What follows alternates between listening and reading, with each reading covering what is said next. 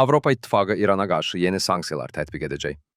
APA xəbər verir ki, bu barədə Avropa İttifaqının Xarici İşlər və Təhlükəsizlik Siyasəti üzrə ali nümayəndəsi Kaja Kallas Xarici İşlər Şurasının iclasından əvvəl jurnalistlərə bildirib.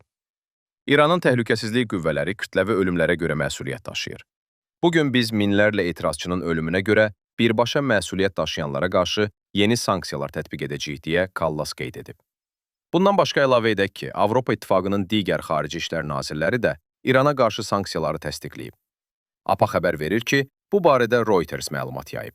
Qeyd edilib ki, İranda etirazların yatırılmasında iştirak edən şəxsləri və qurumları hədəf alan yeni sanksiyalar təsdiqlənib.